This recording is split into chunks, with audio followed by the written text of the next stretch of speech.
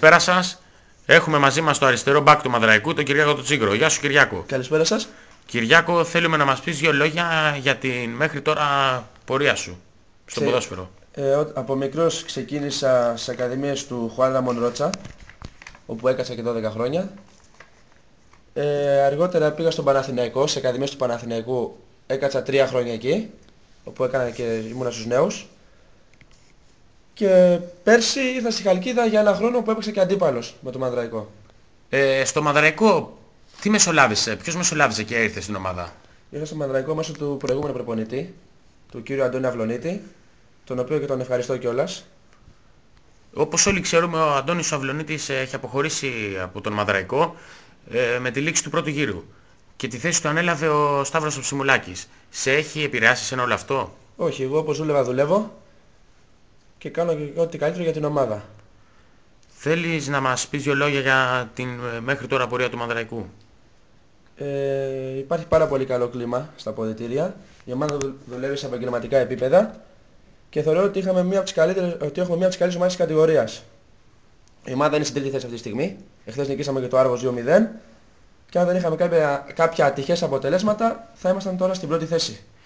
Ποιοι οι στόχοι του Μαδραϊκού και οι στόχοι δικοί σου? Ο στόχος του Μαδραϊκού είναι να πρωταγωνιστεί και να είναι πάντα ανταγωνιστικός. Θεωρώ ότι οι στόχοι της ομάδας ταιριάζουν με τους στόχους δικούς μου. Γι' αυτό... Κυριάκο, να σε ρωτήσω και κάτι ακόμα. Όπως όλοι ξέρουμε, από την αρχή της προετοιμασίας είχες έρθει στο Μαδραϊκό με τον Αυλονίτη, όπως μας είπες, αλλά είχες έρθει ως τρίτη επιλογή.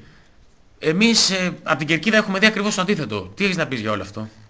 Ναι, ήξερα ότι θα έρθω εδώ για τρίτη επιλογή, όμως από την πολλή δουλειά και από την πολλή προσπάθεια ανταμείφθηκα και καθιερώθηκα. Είσαι σχεδόν κάθε Κυριακή στην εντεκάδα. Βασικός. Ναι, ναι. Πώς αισθάνεσαι?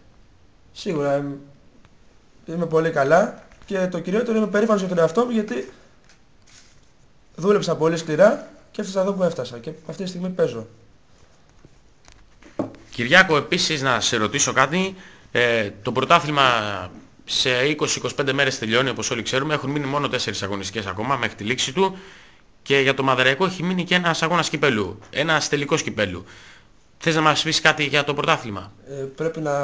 Πρέπει να τελειώσουμε τη σεζόν με τον καλύτερο τρόπο. Να κάνουμε δηλαδή το απόλυτο 4-4.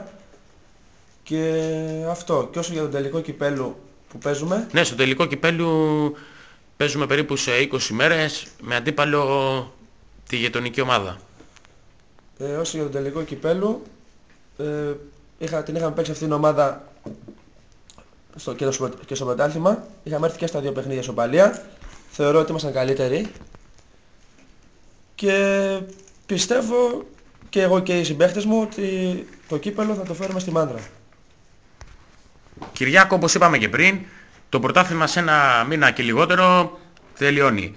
Κάποιοι ποδοσφαιριστές θα φύγουνε, κάποιοι θα μείνουν, έτσι γίνεται σε όλες τις ομάδες. Με σένα τι γίνεται, θέλεις να μας πεις ή ξέρεις κάτι? Μέχρι στιγμής στο μυαλό μου είναι στο Μαδραϊκό. Τα πράγματα είναι θετικά και μετά το τέλος της σεζόν θα συζητήσουμε για το μέλλον μου στην ομάδα. Κυριάκο, θα ήθελες να στείλεις ένα μήνυμα στον κόσμο του Μαδραϊκού που θα μας ακούσει? Η Μάνδρα έχει κόσμο. Τον θέλουμε δίπλα μας κάθε Κυριακή και το τονίζω κάθε Κυριακή. Και επίσης θα θέλαμε να είναι κοντά μας, μαζικά, να πανηγυρίσουμε όλοι μαζί την κατάκτηση του κυπέλλου.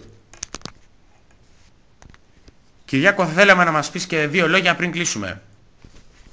Όπως είπα και πριν, να κάνουμε το απόλυτο στα 4 παιχνίδια και να φέρουμε το κύπελλο στη Μάνδρα. Σας ευχαριστώ πολύ. Γεια σας. Ωραία, λοιπόν, αυτά είπαμε και με τον Κυριάκο τον Τσίγκρο.